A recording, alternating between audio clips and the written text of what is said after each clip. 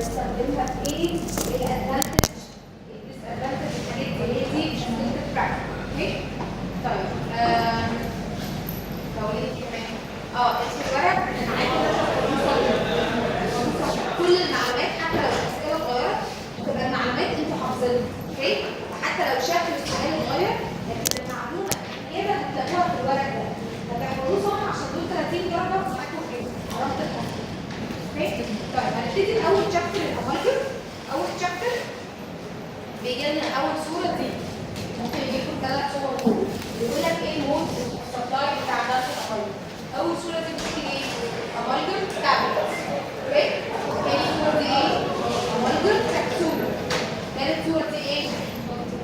باودر وميلك. تمام؟ باودر وليكويد او باودر وميلك. تمام؟ ده دي اول صوره في الامالجم. كله حافظ الصوره خلاص؟ ده دي مود السبلاي. طيب تاني صوره دي مهمه. دي هتيجي لازم هتيجي في البراكتس. لا ما تصوريش اوكي؟ تاني صوره دي فيري امبورتنت بتيجي ومفيش براكتس مش هيجي فيها. ده ايه عباره عن مورتال بيستل. اوكي؟ بيستخدموه في ايه مورتال بيستل ده؟ او هاند ترايتريشن او ميكس. تمام؟ طب وده امالجاميتد. هيجي لك السؤال ايدنتيفاي هتكتب مورتال بيستل وامالجاميتد. السؤال هيجي لك which is better؟ مين احسن؟ definitely الامالجاميتد. ونحفظ بقى الحاجات دي صح. ليه الامالجاميتد احسن؟ قلنا عشان انا الكبسوله بالبروبورشن المعروف ده هحطه في الامالجاميتد على 10. يبقى انا حطيته هنا، حد حطه في امريكا، حد حطه في السعوديه، كلنا هيطلع نفس الايه؟ الميكس. فدي اسمها ايه؟ يونيفورم اند ريبروديوسبل ميكس. تاني حاجه انا مش اكسبوز لميركوري، لكن في المورتال بيستل انا كنت بحط الباودر وبحط الميركوري واقعد ايه؟ ادعك فيه هما كده فانا اشم ميركوري بيفرق كتير فده كان توكسيك. لكن هنا انا مش بتعرض لميركوري فدي تاني ادفانتج. تالت ادفانتج ان انا في الميكانيكال او في الامالجاميتر ده الريشيو بتبقى الباودر للميركوري قد ايه؟ 5 to 5 او 1 to 1. فانا كده الباودر الميركوري والميركوري قد بعض. لكن في الهاند ترايتريشن كنت بستخدم ايه؟ الوات تكنيك. الوات ده اللي هو كان ايه؟ 5 باودرز ل 8 ميركوري. يعني الميركوري بيبقى اكسس ميركوري في الهاند كانت وحشه برضه. تمام؟ اخر حاجه بيسيف تايم اند افورت. لما تقعد تبذل مجهود ان انت ايه؟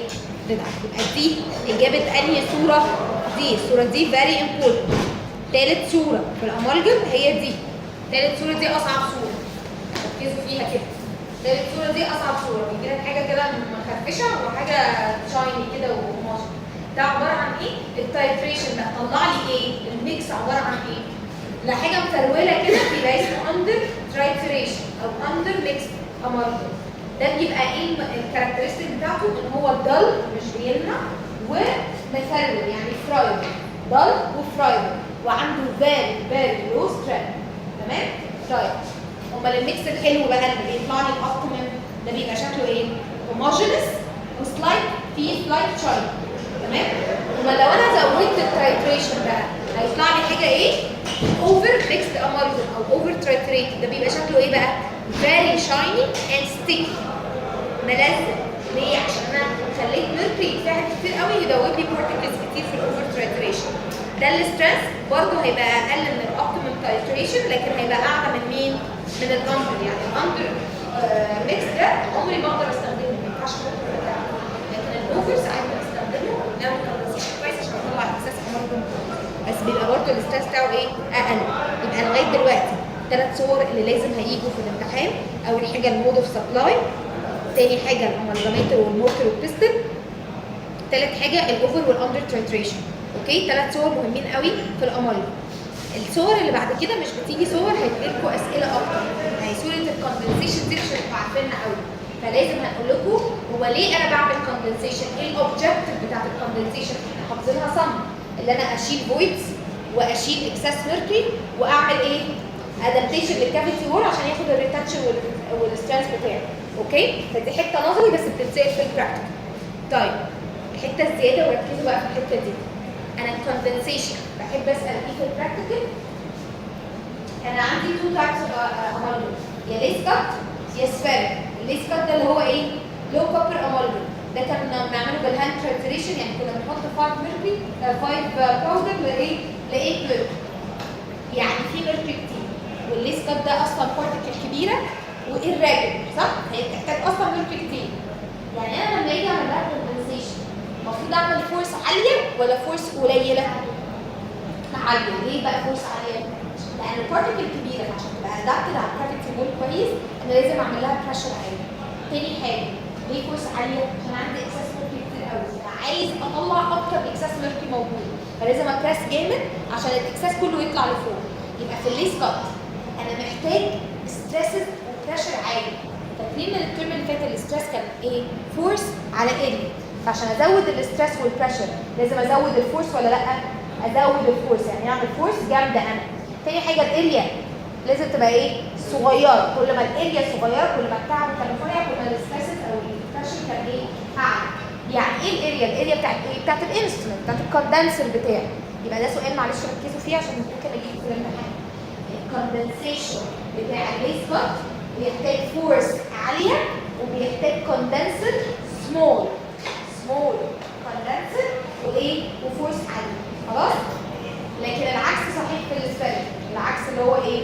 السفيريك دول كور هوموجينس جدا وشبه بعض. لو انت عملت فورس جامده الكور دي بتجري عن بعض مش بتمسك في بعض، فانت لازم تبقى الفورس بتاعتك ايه؟ اقل عشان يبقوا جاست اللي انت بتطلع اكسس ميركوري بالراحه، لكن الكور بتلزق وبتبقى ادابتد. ولازم يبقى لارج كوندنسر. ليه؟ عشان لو صغير هو برضه هيبقى ايه؟ بيبعد الكور عن بعض. لازم يبقى لارج كوندنسر عشان ايه؟ يطبق الكور على بعض ويبقوا ادابتد. خلاص؟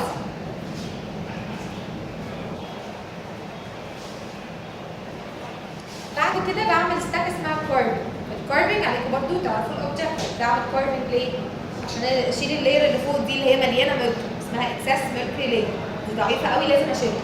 تاني حاجه اللي انا اخد ايه؟ شكل الاناتومي اوف ذا توث وشكل القصبات وكده. خلاص؟ طيب الفينشنج اند بولشنج، ليه لازم اعمل فينشنج اند بولشنج في امالجم اللي هو اصلا مش ايتاتيك ريسبيريشن، بس لازم اعمل فينشنج اند بولشنج؟ ايه الاوبجكتيف؟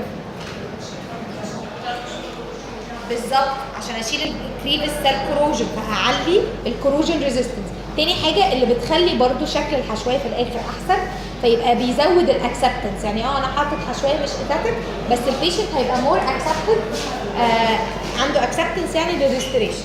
خلاص؟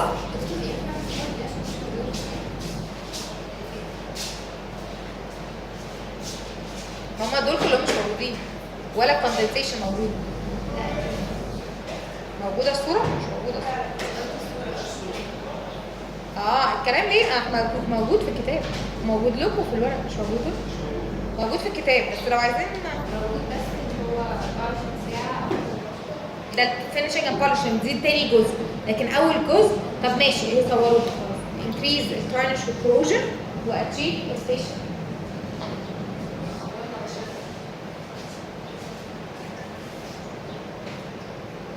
طيب خلاص يا جماعه. البولشنج بقى بتاع الامالجم، انا عندي نوعين امالجم. عندي اللو كوبر، اوكي، قلنا ده ينفع اعمل له بولشنج في نفس الفيزيت؟ لا، لازم استنى ايه؟ السيتنج رياكشن بتاعته بتبقى طويله، بتاخد 24 اورز او اكتر، فلازم استنى يوم او اتنين وبعد كده اجيبه فيزيت تاني عشان اعمل له فينشنج اند بولشنج. لكن في اليوني كومبوزيشن السفيريكال لا خلاص، ده بقى السيتنج رياكشن سريعه، بتبقى يوني كومبوزيشن يعني بتحصل كلها في 1 ستيب، فبيحصل ايه؟ ان انا ينفع اعمل فينشنج اند بولشنج في نفس الفيزيت. انا كده خلصت الامالجم. بقى الامالجم لو هيجي لكم ايه؟ الثلاث صور الاولانيين نفتكرهم تاني، اللي هو المود اوف سبلاي، الصور دي مهمه، والامالجاميتر والمورتال والبيستل والتايتريشن، دول ثلاث صور بيجوا. اوكي، بعد كده لو هيسالكوا سؤال نظري هيسالكوا يا كوندنسيشن يا كارفنج يا ايه؟ بولشنج. انا ليه بعملهم؟ الاوبجكتيف بتاعت كل واحده. خلاص كده الامالجم خلص. ندخل على الكومبوزيت. الكومبوزيت اول صوره برضو المود اوف سبلاي، تمام؟ بيجي في شكلين، يا تو بيس سيستم وده بيبقى اسمه ايه؟ كابيتال كيور كومبوزيت، يا وان بيس سيستم وده بيبقى اسمه ايه؟ لايت كيور كومبوزيت. تمام؟ انهي احسن؟ الاساسي، ما تقولش ده حاجه وحشه، بيجي في البراكتيكال. اوكي؟ اكيد اللايت كيور احسن. اوكي؟ اللايت كيور احسن ليه؟ حافظين كمان الكيور يعني بيديني وركينج تايم كتير. كويس وشلت كل الهيومن فاريبلز بتاعت الميكسنج بتاعت كده. وبعد كده بيزود لي الكولر ستابيليتي. خلاص؟ لازم احفظ الادفانتج بتاعت اللايت كيور اوفر الكيميكال كيور. طب لو غلس عليك هيقول لك ايه الادفانتج بتاعت الكيميكال كيور؟ هي كلمه واحده اسمها ايه؟ بالك كيور. يعني ايه بالك كيور؟ يعني بدل ما تقعد الحشويه تقعد تحط 5 انكريمنتس، عشان اللايت كيور لازم احط انكريمنت ماكسيمم انكريمنت بتاعت 2 ملم. لا، قال لك انت بقى في الكيميكال كيور انت ينفع تحط ايه؟ الاسبريشن كلها مره واحده وهو بيعمل مع نفسه ايه؟ بالك كيور. فهي دي الميزه الوحيده بتاعت ايه؟ كيميكال كيور كومبوزيت. لكن بقيه الميزات كلها في مين؟ في اللايت كيور. طيب تاني صوره في الكومبوزيت بتيجي دي، ركزوا فيها بقى عشان انتوا مش عارفينها. انا محتاج احفظ الاشكال. الشكل اللي عامل زي التليفون ده وبيبقى تخين من ورا فيه زي مروحه اسمه ايه؟ هالوجين. اسمه كوارتز تنجستن هالوجين رايت فلويد. اوكي؟ ده كان بيطلع هيت انرجي كتير ولازم يبقى فيه ايه؟ المروحه اللي ورا دي هالوجين. اوكي؟ تاني واحد ده اسمه بلازما ارك. لا ما تصورش دكتور. اوكي؟ البلازما ارك ده تحفظوا مره شكل. اوكي؟ ده عليكم ايدنتيفيكيشن بس. تاني واحد الليزر ده بيبقى زي نيدل كده، بتبقى اوبتيكال فايبر ليزر. وده اخر واحد اللي مشهور قوي ده اللي هو بورتبل، ده بيبقى اسمه ايه؟ لايت ايميتنج دايود او لاد. تمام؟ لما بيجي ده هيقول لكم ايدنتيفيكيشن، بتيجي نفس الصوره بنفس الترتيب، احفظوا ترتيبهم. اوكي؟ طيب لو هنرخم عليكم ونسالكم سؤال نظري هنسالكم انا ليه بطلت استخدم الالترا فايولت لايت كيور؟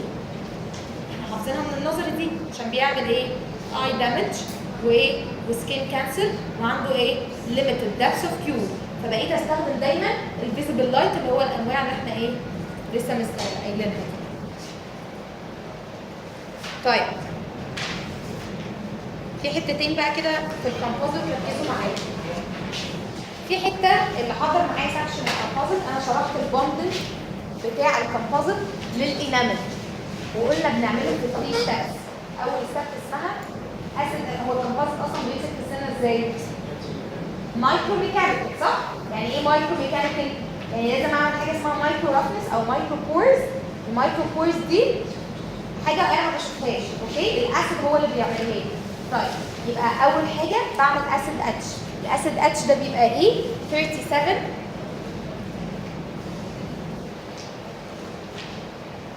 37% فوسفوريك اسيد. ميزته ايه او الفانكشن بتاع الاسيد اتش للانامل؟ كده برضه للانامل قلنا اللي هو بيزود لي سيرفيس اريا. بيزودها لي ازاي؟ ان هو بيعمل المايكرو بورز. طيب بيزود لي سيرفيس انرجي. بيزودها لي ازاي؟ ان هو بيشيل لي السبيد لاير وبيعمل لي كلين سيرفيس. يعني بيزود سيرفيس اريا ان هو بيعمل مايكرو بورز. بيزود سيرفيس انرجي ان هو بيعمل ايه؟ كليننج وبيشيل السبيد لاير. تمام؟ طيب بعد كده بحط بقى لاير اوف بوندنج ايجنت.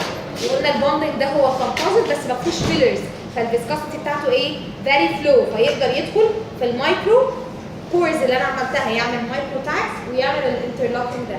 طب اول لاير كومبوزيت انا بحطها هتمسك بقى في البوندنج ده ازاي؟ الكيميكال بوند. قلنا ده كومبوزيت وده كومبوزيت، هيمسكوا بايه؟ كوفالنت كيميكال بوند عاديه. خلاص؟ لكن الريستريشن از اول ماسكه بايه؟ مايكرو ميكانيك. طيب الحته اللي زياده بقى اللي ركزوا فيها. فالدنتين الوضع مختلف. ليه مختلف؟ لان انا الانامل كله مينرالز، كله مينرالز ما فيهوش ميه. لكن الدنتين لا، ده في ميه كتير. عندي كولاجين فايبرز، الدنتاينال تيوبيوز دي كولاجين فايبرز وبينها حبه مينرالز. طيب مين اللي بيسبورت الكولاجين فايبرز الدنتاينال تيوبيوز عشان تفضل مفتوحه؟ الميه والمينرالز. لما باجي اعمل اسيد اتشنج للدنتين اكتشفت ان المينرالز دي بتتاكل والميه دي بتتشفط، فبيحصل كولابس للدنتاينال تيوبيوز. الكولاجين ما بيبقاش سبورتد وبيقفل على بعض، يجزء على بعض. انا كده قفلت المايكرو بورز اللي انا ممكن استخدمها. وعملت حاجه ثانيه، عملت ايه؟ قللت السيرفيس انرجي. فلقيت ان حته الاسيد اتش انا ما استفدتش بيها، بالعكس بوظت لي السيرفيس انرجي والادهيجن خالص. ما استفدتش غير بحاجه اسمها ايه؟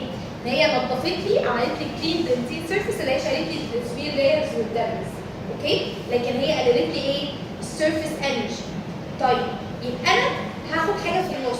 انا مش هستخدم 37% فوسفوريك اسيد، بستخدم اسيد اقل شويه في البرسنتج والمده اقل في التايمنج. يعني الاسيد اتشن في الانامل بياخد 30 seconds at least، لكن في الدنتين بحطه 15 second بس. طيب انا سميته ايه بقى هنا؟ سميته اسيد كونديشن. يبقى في الدنتين سميته ايه؟ اسيد كونديشن. بس انا قفلت الدنتاينال تيبيولز، اعمل ايه؟ لازم اعمل ستيب اكسترا اسمها برايمر. ايه بقى البرايمر ده؟ البرايمر ده كومبوننت عنده دراعين، دراع هيدروفيليك يعني بيحب الميه وبيجيب الميه، اوكي؟ ودراع هيدروفوبيك. الدراع الهيدروفيليك ده يدخل يفتح لك تاني الدنتاينال تيبيولز، اوكي؟ يسبورت اجين الكولاجينز ويخليها تفتح.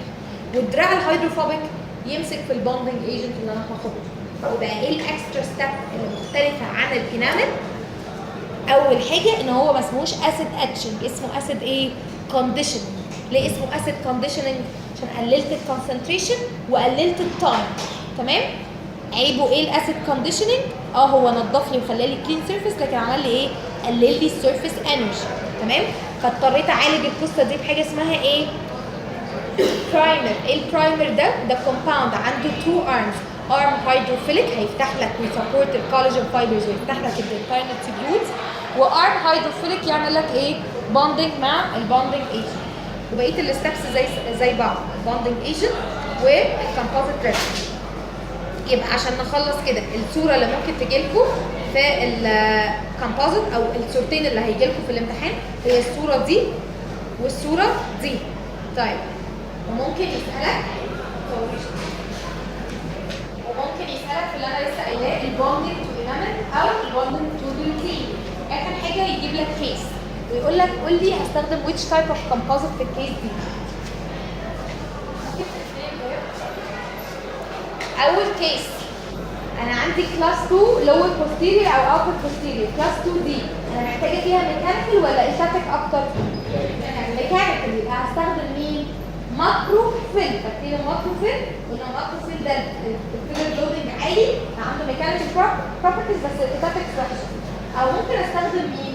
النانو. مش قلنا النانو ده ايدل اوبتيكال وايدل ستراب؟ يعني ممكن استخدم النانو. وساعات بستخدم الهايبريد عشان الهايبريد ده برضه عنده ايه؟ سترينث وايفكت. اوكي؟ يبقى لما انا اجي اقول لك كلاس 2 يبقى دايما الاوبشن ايه؟ ماكرو ونانو. النانو والهايبريد ده بينفع في كل عمر. خلاص؟ طيب لو جبت لك كيس كلاس 3 انتيريور، كلاس 3 دي بينزل عليها فورسز؟ لا. يبقى هنستخدم مين؟ المايكرو.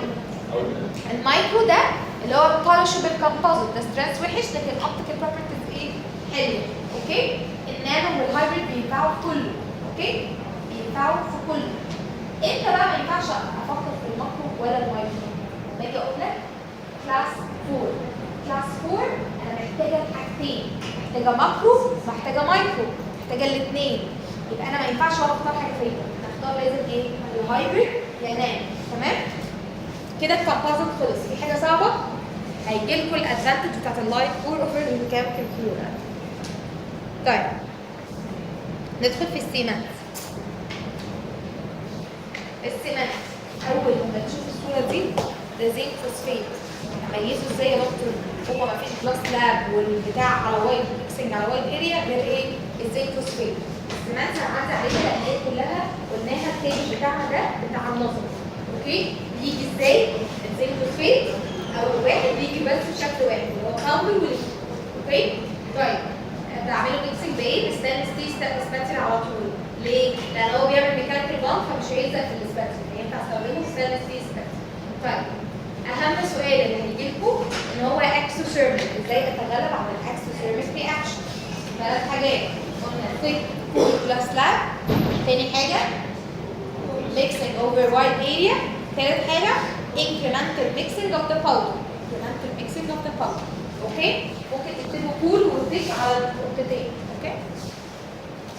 طيب السيمنت يا جماعه بليز فوكس في البراكتيكال ان انتوا تعرفوا الصوره بتاعت السيمنت واليوزز. الزنك فوسفات بستخدمه ليه؟ عشان هو ذا هايست سترينث، السترينث بتاعه الكي وورد. فبستخدمه في ايه بقى؟ بستخدمه في حاجتين، يا بيرمننت سيمنت، يبقى انا لما اجي الزق لزق دايم استخدم الزنك فوسفات للكراون او بريدج، بس شرطهم يبقوا ميتاليك ولا يبقوا اول سيراميك؟ يبقوا ميتاليك. يبقى لا اما اول ميتاليك يا اما كورس انفيوزد ميتال. لازم يبقوا ميتال. ليه؟ عشان هو اوبيك. تمام؟ يبقى هو بيرمننت سيمنتيشن. تاني حاجه بستخدمه از ايه؟ ثيرمال انسيليتور تحت الامالجم. هو الوحيد اللي بيستحمل الكوندنسيشن فورس. فهستخدمه از بيز اندر امالجم. خلاص يبقى دي الفانكشن ودي الصوره. احفظوا يوزز وصوره. طيب زنك بوليكربوكسيليت بيجي في شكلين. ايه الشكلين؟ باودر وليكويد. بعد كده لقينا ان الليكويد ده فيري فيسكس فقلنا ايه؟ نحوله كله يبقى باودر فبقينا نجيبه ايه؟ ووتر سيتبل فورم. تمام؟ طيب الميكسنج بقى ده بيعمل ايه؟ احنا كله ميكانيكال ما عدا مين؟ زنك بوليكربوكسيليت والجلاس ايون. ما ينفعش استخدم معاهم خالص ستانلس ستيل ستاتين. لازم استخدم ايه؟ بلاستيك ستاتين. ليه؟ عشان الستانلس ستيل ده فيه بوزيتيف ايونز. يمسك يعني كيميكال بوند يلزق في السباتيولا ما اعرفش انزله في الكراون. خلاص؟ طيب السؤال المهم تاني، انا بستخدم امتى الزنك بوليكربوكسيليت وهو عنده ايه؟ جلاسي ابييرنس. ما ينفعش استخدمه بعد الجلاسي ابييرنس. ليه؟ لان كده هفقد الكيميكال بوند بتاعته. اليوزز بقى زنك بوليكربوكسيليت بيعمل كيميكال بوند بستخدمه از بيرمننت سيمنت ولا تمبري سيمنت؟ اكيد تمام؟ بس هو عنده ايه؟ low working time. بستخدمه as a permanent restoration لسنجل كراون short bridge يعني سنتين. اكتر من كده ما بستخدمهوش. ليه؟ لان عقبال ما احطه في 3 سنات ولا 4 سنات بريدج طويل هيكون ايه؟ ناشف مش هيلزق. هيبقى كلاسي ابيرنس ده راح ما يعمليش كيميكال بوند للسنان. تمام؟ يبقى الحته التريكي ان انا الزنك بوليكربوكسيليت هو permanent cement لسنجل كراون واخر ايه؟ small بريدج سمول سبان او شورت سبان بريدج. تمام؟ طيب ممكن الزق بيه حاجه اسمها بوست. عارفين ايه البوست؟ لما بعمل اندو ساعات ببقى السنه ديستراكتد خالص فبجيب بوست كده عشان اسند عليها الحشويه. فالبوست ده جوه الروت فانا ببقى عايز ايه؟ حاجه تعمل كيميكال بوند. ممكن زنك بوليكربوكسيليت او جلاس. يبقى اي حاجه بادلي بروكن دي كي وورد لمين؟ لزنك بوليكربوكسيليت او جلاس ايون. بس انا ليه بفضل الزنك بوليكربوكسيليت عن الجلاس ايون بس؟ عشان هو ارخص ان شاء الله. اوكي؟ طيب الجلاس ايون هيجيب مفيش اوبشن ما يجيبش. الصوره دي لازم هتيجي. الجلاس ايون بيجي في ايه؟ في 3 اشكال: باودر وليكويد ووتر سيتبل. وفي الشكل ده ممكن يجي لكم لوحده. الكبسوله دي ممكن يجي لكم صوره لوحدها. دي كبسوله ايه؟ جلاس ايون. صغيره تختلف عن ايه؟ من امالجم اللي هي ليها بلاستيك نوزل ليها زلومه كده بلاستيك. تمام؟ طيب الميكسنج هيبقى ايه برضو؟ بلاستيك عشان بيعمل كيميكال بوند. طيب بستخدمه في ايه؟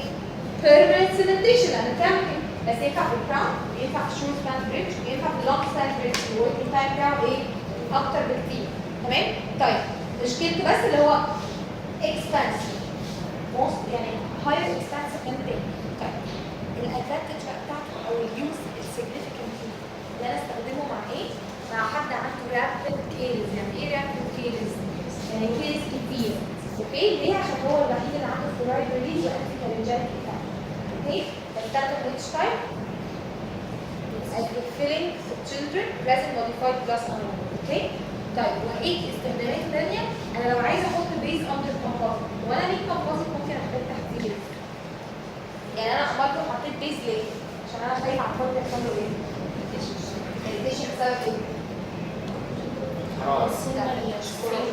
بسبب الايه؟ ميتاليك ريستوريشن دي is a good conductor of heat and electricity. صح؟ يبقى اي حاجه سخنه ممكن تعمل ايه؟ thermal cut shock. فلازم احط له thermal insulator اللي هو اسمه ايه؟ زنك فوسفات. طب الكومبوزيت ممكن يعمل لي ايه للفرد؟ بالظبط كيميكال اريتيشن. ده كيميكال اريتيشن ده ثيرمال وده كيميكال.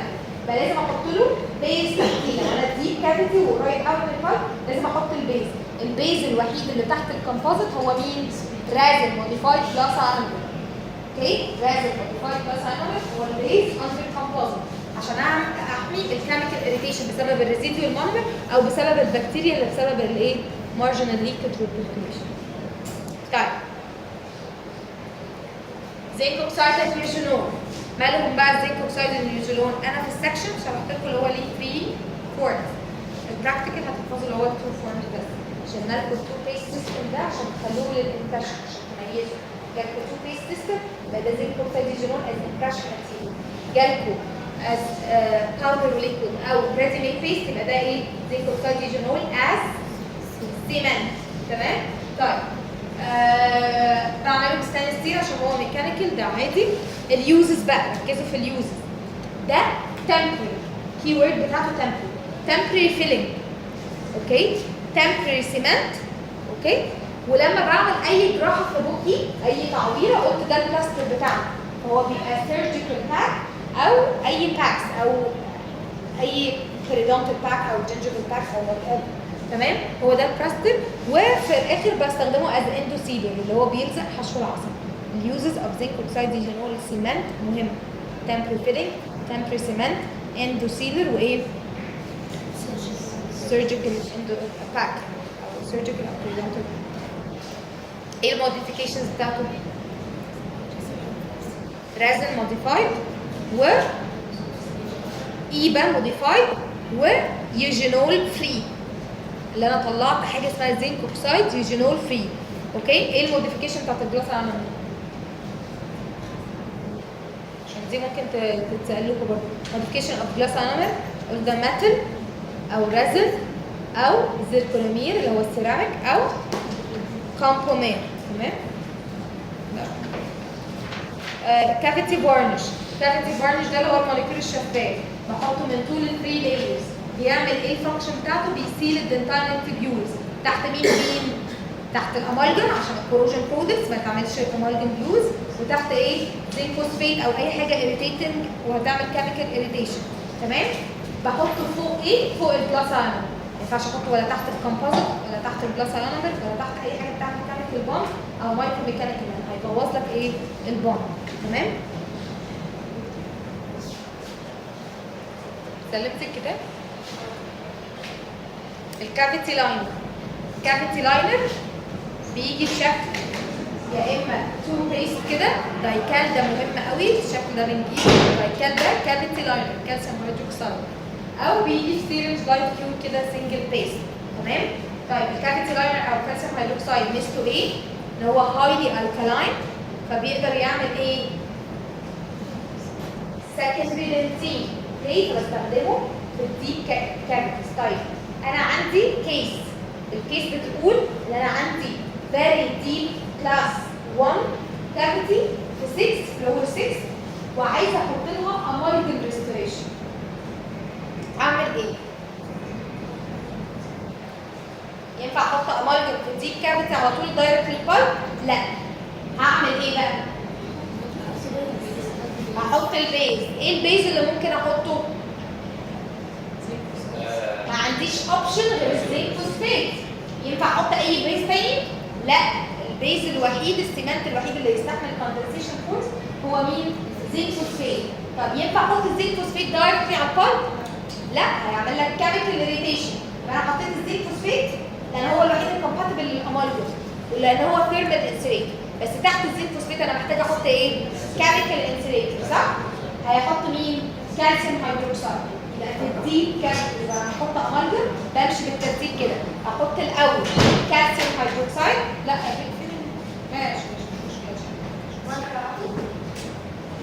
يبقى بحط الكالسيوم هيدروكسيد وبعد كده ايه؟ زنك فوسفات وبعد كده امالجم. طب نفس الكيس بس انا ايه؟ مش فيري ديب، انا كلاس 1 مش فيري ديب. اعمل ايه؟ امالجم. لا هحط وارنش كالسيوم وارنش مش لازم كالسيوم هيدروكسيد لان انا مش عايزه ريجارد الدنتين ولا اي كلام قريبه. بحط وارنش بعد كده بحط برضه زنك فوسفات حته عشان انا الدنتايل تيبيوز بتوصل لي الحراره لان الميه دي بتوصل. اوكي؟ انا برضه حتى لو كانت مش فيري دي برضه تحت الامالجم ساعات ايه؟ بحط ايه؟ زنك فوسفات برضه. تمام؟ بس لو انا الكافيتي مش فيري دي يبقى انا ممكن احط وارنش ما احطش كالسيوم هيدروكسيد. بس مين احسن في الحركه؟ كالسيوم هيدروكسيد. اوكي؟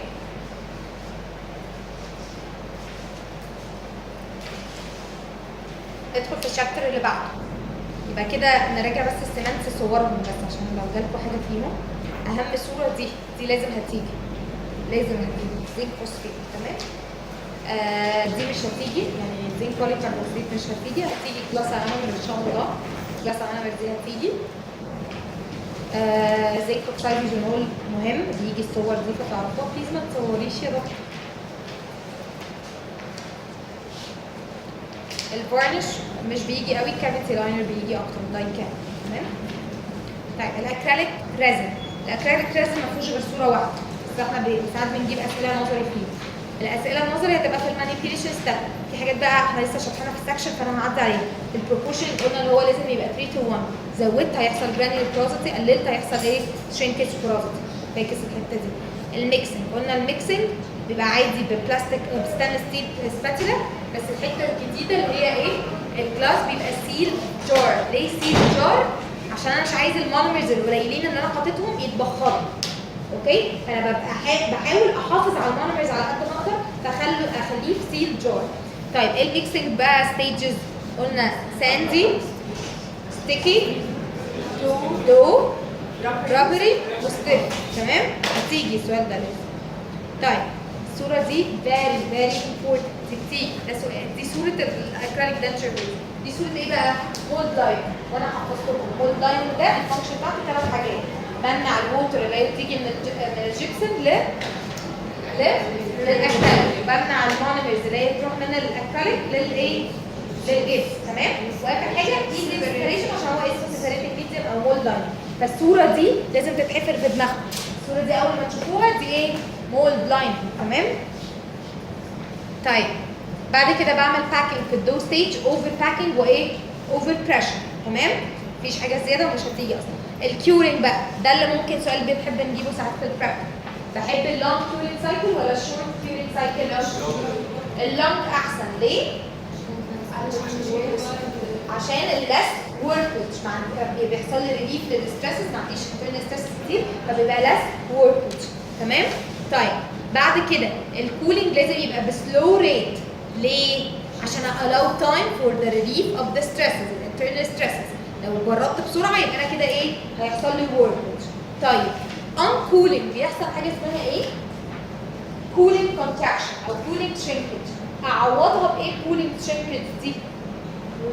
اللي انا اول لما اعمل دي فلاسكينج بحطه immediately in water after دي فلاسكينج. يبقى immediately immersion في water after دي فلاسكينج دي بتعوض ايه؟ الثيرمال contraction. اوكي؟ او الكولينج contraction. تمام؟ طيب بحطه ليه على طول during service in water؟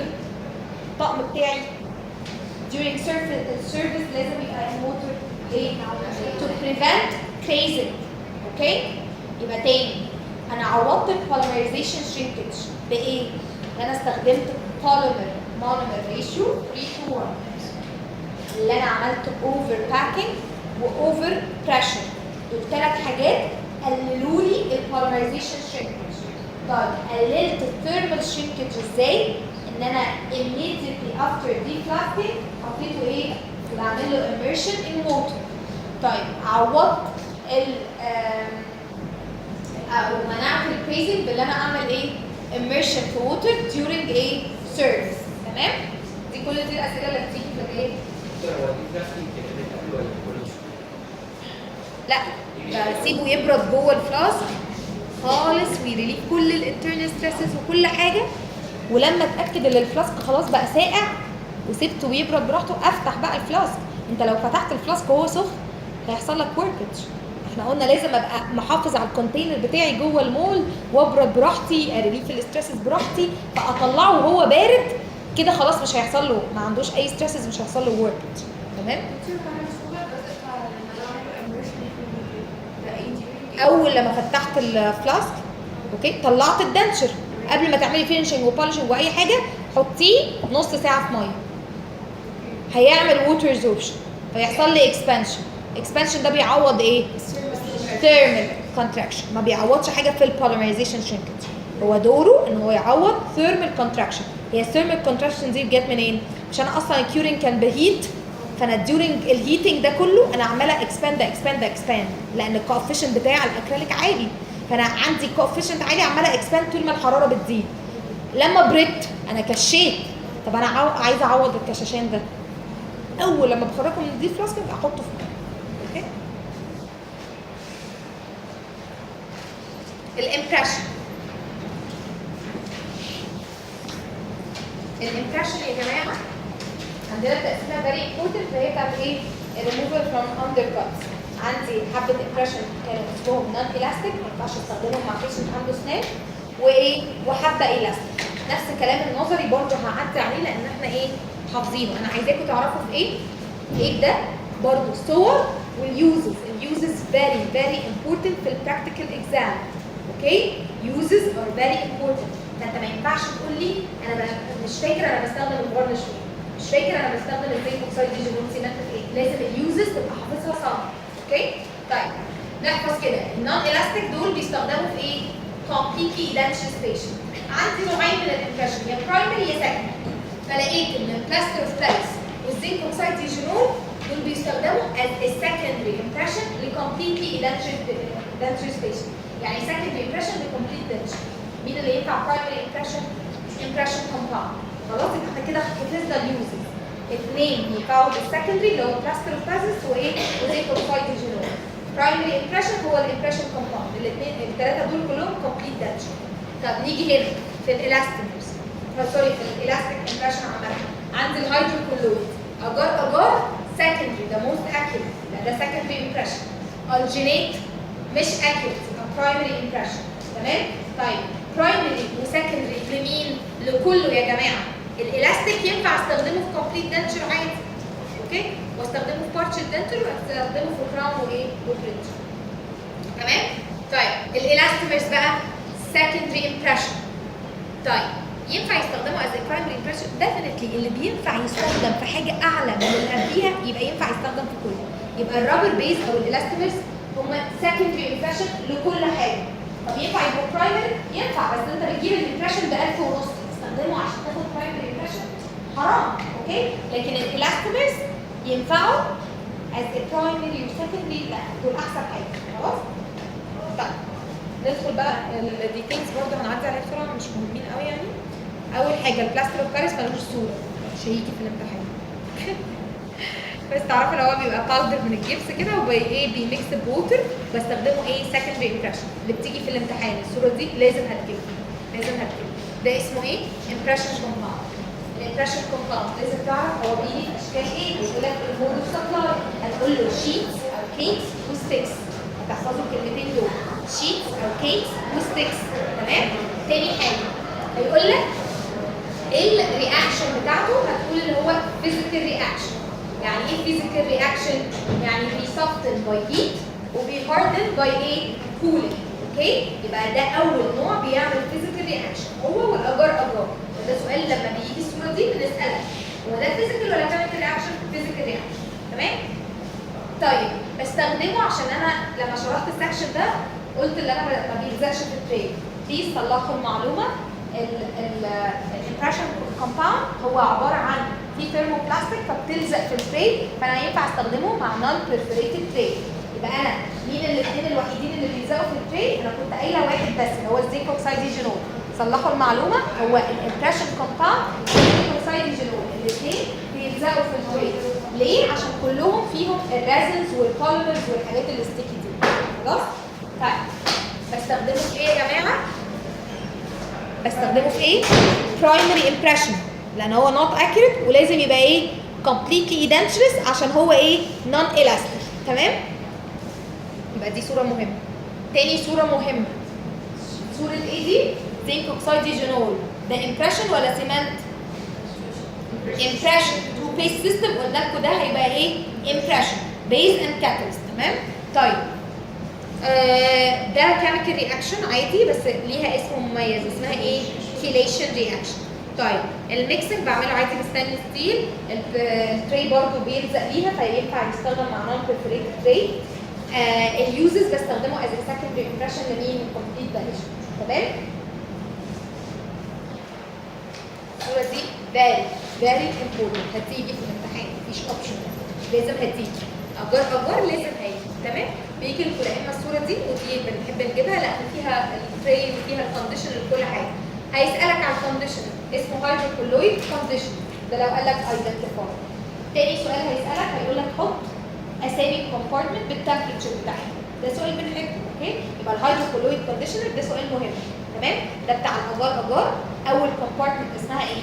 ليكويفاكشن او سوفتنينج. اوكي، ده بتبقى التمبريتشر بتاعتها ايه؟ 100 ديجري. تمام. تاني كومبارتمنت اسمها ايه؟ ستورج، بتبقى كام؟ 65 ديجري. اخر كومبارتمنت اسمها ايه؟ تمبرينج. تمبرينج دي بتبقى ايه؟ 46 ديجري. التري دي اسمها ايه؟ ووتر كول تري. شايفين السلك الاسود ده؟ السلك الاسود ده هو ده الانابيب الميه اللي بتعدي فيها ميه ساقعه فتنشف لك ايه؟ وتعمل لك فيزيكال جيليشن. يبقى ستاتيك رياكشن ايه؟ فيزيكال رياكشن او فيزيكال جيليشن. تمام؟ بستخدم لازم ايه؟ بتبقى perforated برضه تري مش بيقول. خلاص الهيدروكولويد كونديشنر كله عارفه. الاجار بستخدمه از ايه؟ secondary impression. لمين؟ كله. ليه كله؟ لان هو الاستيك فينفع يبقى في الكومبليت دنتشر وينفع في الايه؟ بورشن دنتشر وينفع في الكراون اند بريدج. اوكي؟ طيب دي تاني صوره.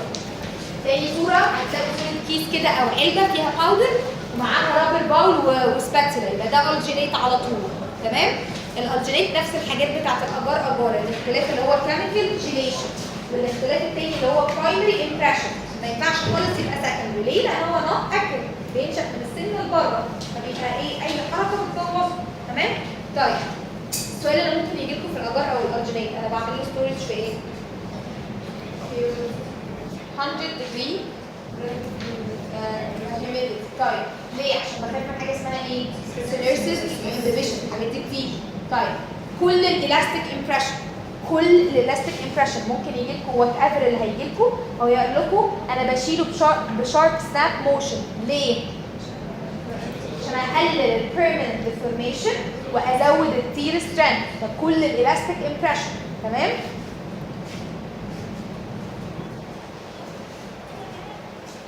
طيب رابر بيز. الرابر بيز قلنا بيجوا ايه؟ انبوبتين. الحته الجديده في الرابر بيز الصوره. اعرفوا الصوره دي كويس قوي. دي صوره ايه بقى؟ احنا يا اما بنعمل هاند او مانيوال ميكسنج، اوكي، بتبقى على باد كده، او لو باتي بيبقى في ايدك، اوكي، لا اما في حاجه اسمها اوتو ميكس او ميكانيكال ميكس. اوكي، بس الصور دي ساعات بنجيبها. ده اسمه ايه؟ اوتو ميكس او ميكانيكال ميكسنج. مين هيبقى احسن يا جماعه؟ اكيد الاوتو ميكس. مش هيبقى فيه فويد ومش هيبقى فيه الهيومن فاريبل واللي انت زودت حته عن حته والقصه دي. اوكي، يبقى ده معلش لما الصوره دي تجيلكوا هيبقى رابر بيز. هسالكوا في ايه في الرابر بيز؟ اول حاجه هسالكوا الشارب ستاف ريموفر. اوكي، هو فيسكو الاستيك فلازم اشيله بايه؟ شارب ستاف ريموفر عشان ازود ايه؟ تير سترينث واقلل بيرمننت ديفورميشن. تاني سؤال ممكن يجي لكم في الرابر بيز باستخداماتهم في ايه؟ بستخدمهم از ايه؟ سكندري للكراون اند بريدج وورك. بس ممكن استخدمه في اي حاجه ثانيه. بس هو الانديكيشن والورك ان انا استخدمه ايه؟ سكندري امبريشن لايه؟ انا ما خلصتش بقى. الاوتوماكس ما خلصتش استنى. هي الاوتوماكس هي ركزوا بقى معايا ثانيه. هنجيب لكم كيس في الامتحان. الكيس دي بتبقى شامله كذا حاجه، بس عشان اكمل الكيس لازم نعرف احنا اخدنا الامبريشن ده النيجاتيف ريبليكا صح؟ قلت لازم اصب الكاست. ده البوزيتيف ريبليكا اللي انا هشتغل عليه صح؟ الكاستات يا جماعه عندي 3 انواع. اوكي؟ انا عارفه ان انتوا ما خدتوش الجيبسون بودر بس هتذاكروا ده من الورق، هكتب لكم في الورق. عندي 3 انواع. اول نوع اسمه بلاستر بارس، ده نفس النوع اللي انا باخد منه ايه؟ امبريشن صح؟ بلاستر بارس ده ممكن اصبه منه كاست، بس which type of cast؟ primary cast للكومبليت دنتشر.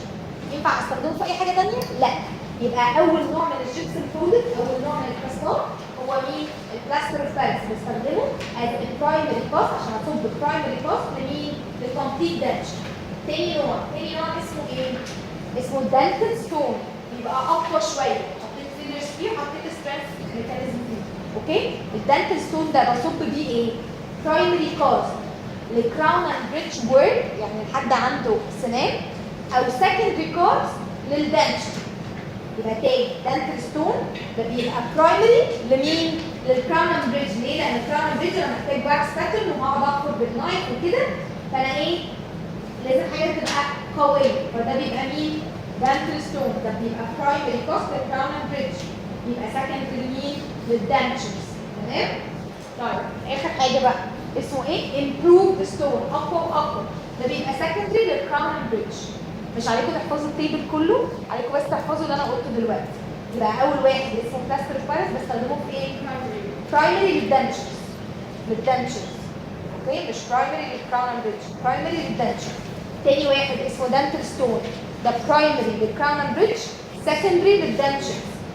الامبروف ستون ده سكندري للكراون بريدج. تمام؟ طيب الريستوريشن الكراونز يعني عندنا لا اما يبقى اول سيراميك اسمه بورسلين جاكيت، لا اما يبقى ايه؟ بورسلين يوز تو ماتل، يعني بحط طبقه ماتل واغطيها ببورسلين. اوكي؟ لا اما يبقى ايه؟ فول ميتال. تمام؟ طيب انا كده اخدت كل الايديا اللي انا عندي، عرفت خلاص كل الامبريشن ماتيريالز، عرفت كل الكاستات، وعرفت كل الريستوريشن. هديلكم الكيس ازاي؟ ركزوا معايا. اول كيس بتقول كده ان انا عايز اعمل complete denture. عايز اعمل ايه؟ complete denture. يبقى البرايمري امبريشن بتاعي هيبقى ايه؟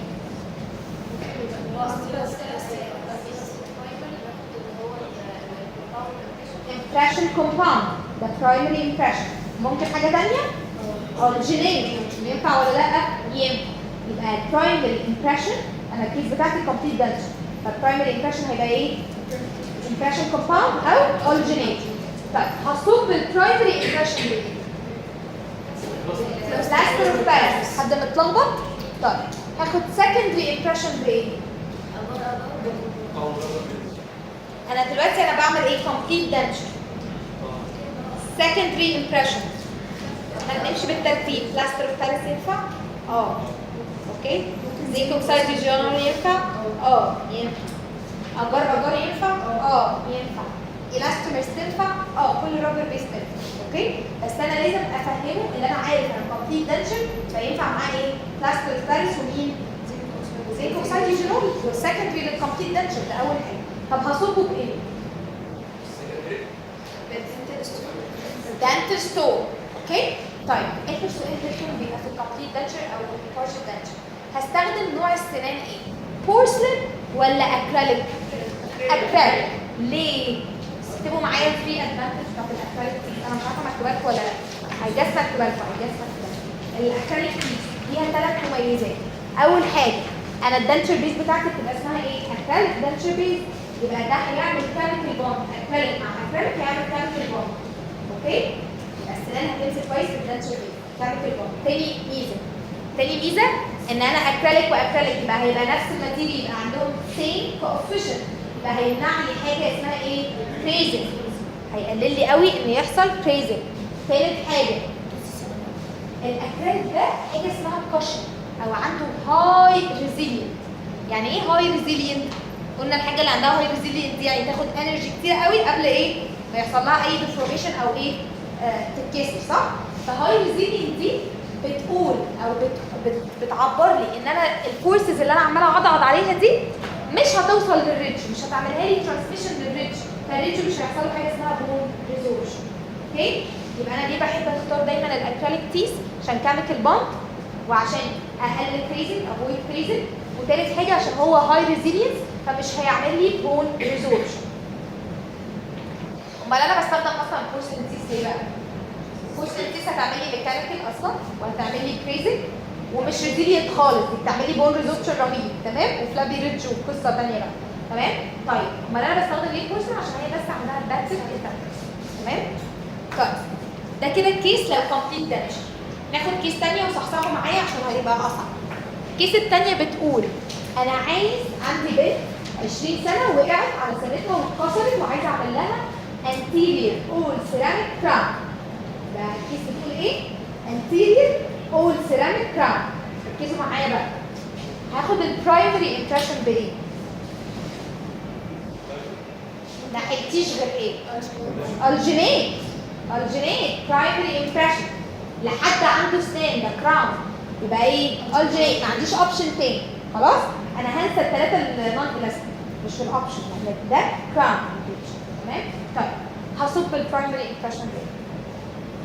الكراون اند روت بالدنتل ستون. يبقى ده البرايمري كوست بتاعي هيبقى اسمه ايه؟ دنتل ستون. طيب هاخد السكندري امبريشن بايه؟ secondary impression ايه يا جماعه secondary impression الجينيت ايه يا ابني elastomers مش حته غير elastomers اوكي elastomers وممكن اجار طبعا الرابر بيسيب احسن تمام طيب هصب السكندري امبريشن بايه؟ السكندري باس ايه؟ improve the stone تمام طيب عايزه الزقه بالتمبري سيمنت هيبقى مين؟ عايزه اعمل لها تمبري كراون فهزقه التمبري سيمنت مش هينفع ازقه بيرمننت سيمنت مين هيجي؟ طيب هو انا البيرمننت سيمنتيشن بتاع الاول سيراميك بيبقى بايه؟ لا جلاس ايرون ما يلزقش احنا قلنا جلاس ايرون اوبيك كل السيمنت اوبيك قلنا دايما لما يبقى اول سيراميك لازم ما عنديش حته غير ايه؟ رازن سيمنت ادهيزيف رازن سيمنت او رازن سيمنت طيب الرازن سيمنت ده مش كومبوزيت ينفع ابقى قبليه حاطه على السنه زنك اوكسيد جينول از التمبري سيمنت؟ لا دي اصعب كيس يا جماعه اوكي فركزوا فانا التمبري سيمنتيشن بتاعي هيبقى ايه؟ موديفيكيشن اوف ذا زنك اوكسيد جينول اللي هو اسمه ايه؟ ايبا زنك اوكسيد جينول او زنك اوكسيد جينول فري ده التمبري سيمنتيشن يبقى اسمه ايه؟ زنك اوكسيد جينول فري ليه لازم زنك اوكسيد جينول فري؟ لان انا البيرمننت سيمنتيشن هتبقى بريزنت كومبوزيت فما ينفعش السنه تبقى فيها حبه سيجرول هيعمل لي انهبيشن وكاربونايزيشن خلاص؟ اوكي؟ يبقى كده احنا خلصنا البرايمري امبريشن والبرايمري كوست خلصنا السكندري امبريشن والسكندري كوست خلصنا ايه؟ تمبري سيمنتيشن وبيرمننت سيمنتيشن خلاص؟ تمام؟ واضحه؟ في اي مشاكل؟ طيب اخر كيس عندي هعمل lower porcelain fused to metal bridge lower 5 6 and 7 اوكي primary impression هيبقى ايه؟ ارحمني bridge crown and bridge يعني patient عنده سنان هستخدم الامبريشن كومباوند ازاي؟ الجينيت يا جماعه الجينيت اول لما يسالوكوا على impression compound اول ما يسالوكوا على impression compound هتجاوبوا بايه؟ الجينيت ستاندرد اوكي لو كومبليت دنشر لو انت شاطر قوي اكتب امبريشن كومباوند بس اول لما تشوف كلمه برايمري امبريشن هتكتب مين؟ الجينيت تمام؟ طيب هصب البرايمري كوست بايه؟ دنتل ستون تمام؟ سكندري امبريشن اول لما تشوف كلمه سكندري امبريشن هتجاوب بايه؟ رابر بيس تمام؟ واجار ما هينفع كله لو انت شاطر وبيقول لك كومبليت دنشر هتجاوب بايه؟ زنك اوكسيد جينول وبلاستر اوف باريس بس اول لما تشوف سكندري امبريشن هتكتب ايه؟ رابر بيس تمام؟ طيب بصب بقى الرابر بيس بايه؟ الكاست السكندري كاست امبروف ستون تمام؟ طيب مالك يا ابني عمال تيجي؟ طيب انا دلوقتي الكيس بتاعتي هو ايه؟ بريدج يعني لونج سبان بريدج بورسلين فيوز تو ميتال تمام؟ هعمل تمبري سيمنتيشن بايه؟ تمبري سيمنت تمبري سيمنت ما غيره برضه زنك اوكسيد جينول تمام؟ هستخدم اي موديفيكيشن مش محتاج ارخص حاجه زنك اوكسيد جينول عادي كومباتشن ينفع استخدمه ينفع استخدمه ده ميتال خلاص بيرمننت سيمنتيشن ولازم بالترتيب كده نفكر مع بعض اوكي؟ بيرمننت سيمنتيشن للبريدج ميتال هنمشي بالترتيب زنك فوسفيت ينفع؟ ليه ما ينفعش؟ لا زنك فوسفيت لا زنك فوسفيت انا بعمله في الجلاس لاب كولد وزيت وكده لا انا الزنك فوسفيت ده بيرمننت سيمنت وفيري سترونج يبقى ينفع في بريدج اوكي يبقى اول اوبشن زنك فوسفيت ده ارخص حاجه تاني اوبشن زنك بولي كاربوكسيليت ينفع؟ لا قلنا زنك بولي كاربوكسيليت عنده شورت وركينج تايم والجلاس بتاعه بيتروح بسرعه يبقى ما استخدموش مع البريدج وورد تمام ومولرز فانا محتاجه احط سيمنت كتير عقبال ما احطها هيبقى ايه مش هيعمل كيميكال بوند فيبقى الزنك بولي كاربوكسيليت مش هستخدمه يبقى انا لغايه دلوقتي ما عنديش ايه من الزنك فوسفيت طب جلاس ايونر ينفع استخدمه؟ جلاس ايونر ديفنتلي يس ليه يا جماعه؟ كيميكال بوند عنده وركينج تايم وبيعمل بيرمنت يعني سترونج اوكي فينفع استخدمه هتكتب لي بس جنبيه ان هو ايه هاير كوست تمام طيب ايه تاني طيب البارشل دنشن لو جالكوا كيس بارشل دنشن الاختلاف بس ان انتوا هتقولوا البرايمري كوست والسكندري كوست ممكن يبقوا دنتس، ده الاختلاف الوحيد. اوكي طيب لو جالنا كيس بيقول لك بادلي بروكن لور 6 وعايزه اعمل لها بوست اند كور اند كراون، استخدم ايه؟ السيمنت بتاع البوست بيبقى ايه؟ يا زي بولي كاربوكسيليت يا جلاس عام. اوكي طيب لو غلست عليه قلت لك لا انا هستخدم حاجه اسمها فايبر بوست. يعني ايه فايبر بوست؟ فايبر بوست ده حاجه للانتيريور تي، عشان انا هعمل بول سيراميك كراون لازم استخدم معاه فايبر بوست. البول سيراميك كراون ما بيستخدمش معاه البوستات الميتال. تمام؟ طيب ده بلزقهم بايه؟ برازل سيمنت. اي حاجه اوبتيكال بروبرتي ما بتتلزقش غير بايه؟ برازل سيمنت. تمام؟ ثانك يو. يا جماعه احفظوا الورق صم. اوكي؟ هو حد عايز يبص على الصور تاني اهي. هو صوت بصي الصور الوحيده اللي مش موجوده صور الامالجم. لا لا ما تصورهاش. هي هيبقى جاي كاتب لك كارفنج كوندنسيشن، مش هيقول لك ايدنتيفاي. اوكي بس صور السمات دي هي اللي بتطلع.